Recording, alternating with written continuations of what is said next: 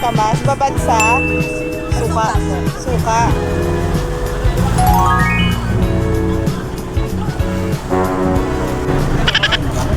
O, try din daw natin to. Nasaan yung stick ko? Ito, ano tawag dito ate? Buchina po. Buchina.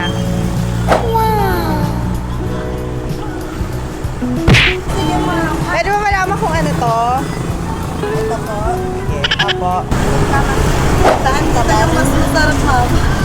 Ah, pero ito parang fruity ang lasa. Sa una lang yung ngiwi ka sa asim. Ah, pero matamis ha, tumatamis. Ang galing. Kasi ano ma-sugar. Ito singkamas, babad sa suka. Suka po. Suka. Parang medyo buko ang ano. Yung laman ng buko.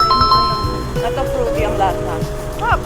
Ito, hindi masyadong parang makunat. Mamagala. Pero sarap. Actually, natikman ko to kahapon eh. Ito, Tapos Hawaiian palm ma'am. Parang Hawaiian palm? Paubos na. Yung malalaking buchina ma'am. ano yung buchina? Yung nasa kapitbahay lang ma'am.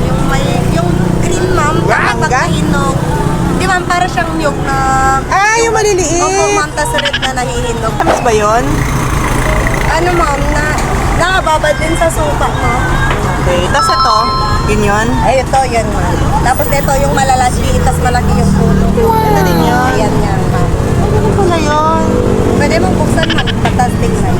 Malalaki lang na ganyan. Ano yung buto? Opo ma'am, parang buto niya ma'am, pero nakakain naman. Galing. Kakain lahat yan? Opo. Ano siya, parang lasang buko, gano'n? Parang ganun po, pero naano po sa sopa. Okay. Try mo ma'am. Okay lang. Try natin. Ulit lang. Ano tawag dito ate? Hawaiian palm. Hawaiian palm, nababad sa sukang Iloco. Try. Ate, ate, pag kinakain nyo to, ano siya? Inuulam ba o snack lang? Snack lang. Okay. Pero ang na-main na lasa yung suka talaga. Kasi nababad na. Pero hindi siya super asim. Tolerable pala yung asim. Ngayon tamis. Kasi ito po, Mabolo po. mabolo. Ano yung mabolo? Saan? Search natin yun. Sa bundok lang kasi yun. Tapos ito, saging. Opo, yung saging. Okay. Try Saging mo, na ma'am. ba? Ito nga pa try mo. Try ko na. Sige. Saging.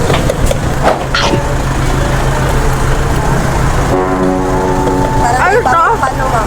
Marabolo. Mabolo po. Maano siya? Kakain ko ah. Papatikim ko ah. Hindi pwedeng ako lang makatikim. Tikman mo. Mabolo.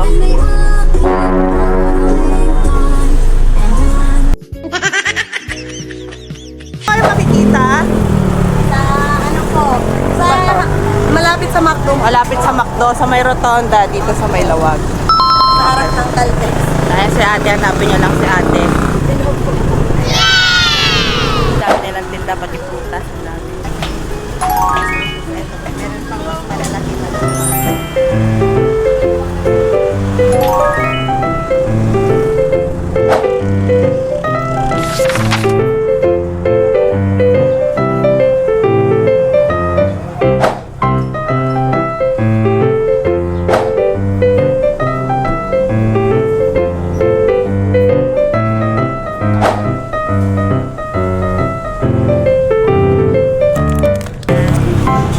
Try natin yung Hopia Bagnet ng Baker's PH.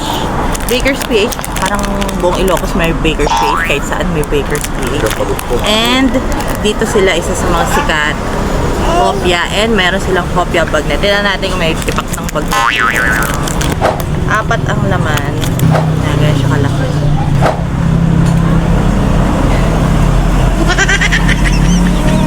I don't know.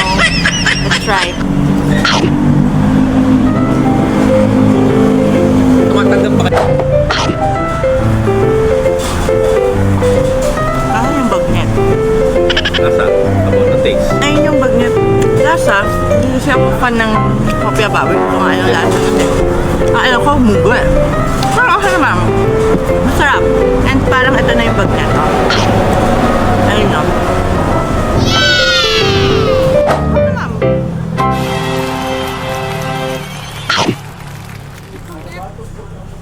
Pero yung the bagnet is not all around. Parang may bits lang. Konti-konti. Pero sarap naman. For a coffee, masarap siya. Try nyo. Kakaiba, pwedeng pampasalubong. Dahil dito lang nakakakita ng kopya bagnet. It's good.